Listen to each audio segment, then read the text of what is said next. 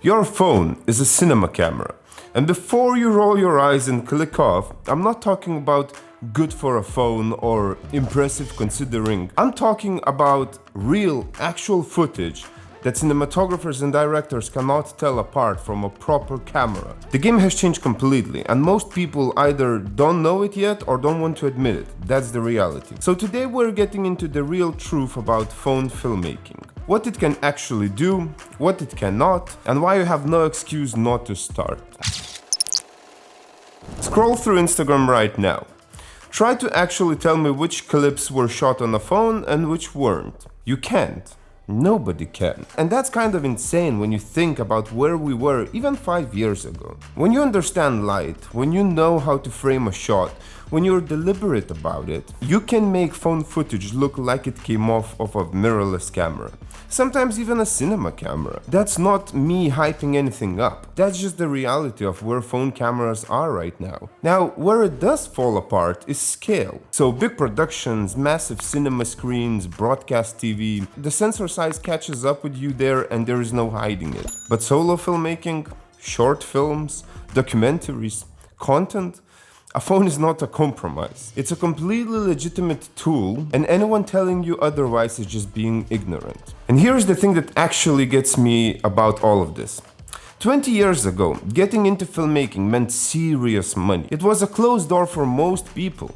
You needed the gear, you needed the connections, you needed the budget. Now you're walking around with a better camera in your pocket than the one of your favorite directors used to make their first film. Spielberg, Fincher, Rodriguez. Your phone embarrasses the gear that they started with. That is genuinely wild, and I don't think people appreciate it enough. Now, if I shoot on a phone, I shoot on iPhone. Not trying to start anything here. The new Android flagships are genuinely great, and I'm not going to sit around and pretend otherwise. But I know iPhone.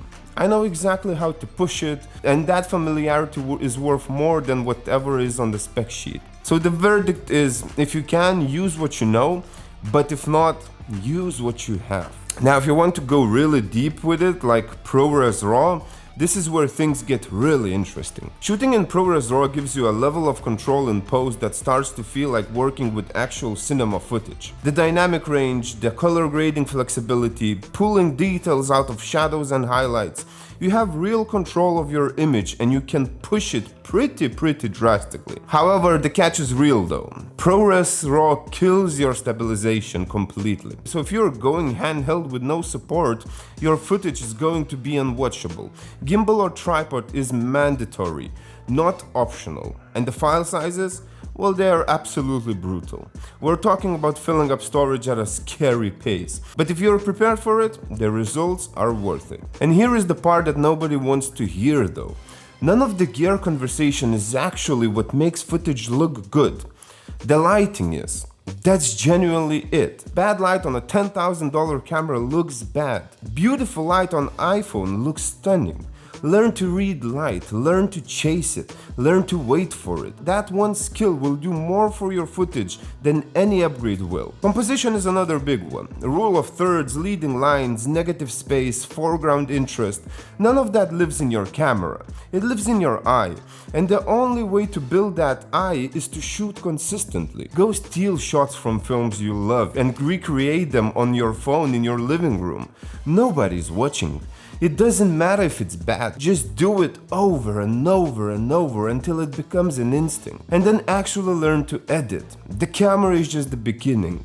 The edit is where the story gets made. Pace, rhythm, knowing when to cut, knowing when to let the shot breathe. That's the craft. And you don't need anything expensive to start learning it today. You have so many choices, from the free apps to the most expensive ones, from phone editing to literally computer station editing. Everything is in palm of your hands. You just need to start.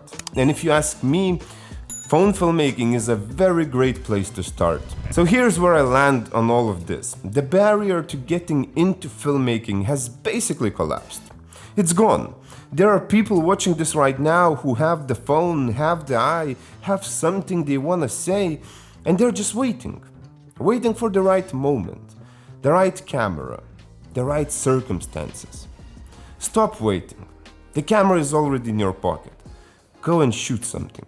And that's that, people. This is a short video today, however I wanted to get this off my chest. I get tons of messages every day, DMs asking me how to start filming, or complaining that they don't have money to start filming, to buy a camera, or even asking me to buy them a camera. But they're texting me from Samsung S25 Ultra.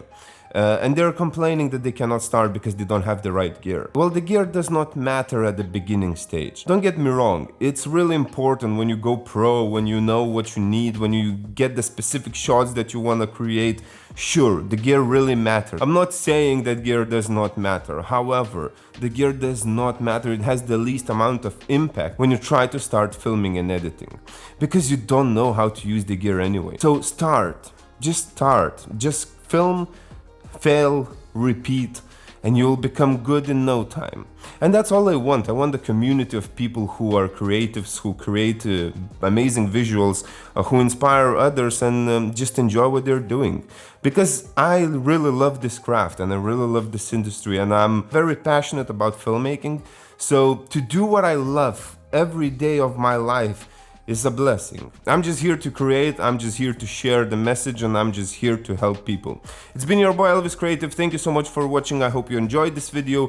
Please don't forget to subscribe to the channel, like, comment this video, share it with your friends, share it with someone who you know that wants to start filming but has plenty of excuses why not to do it. And yeah, I'll see you next Friday. Yes, we're moving the upload schedule now to Fridays, 5 p.m. sharp.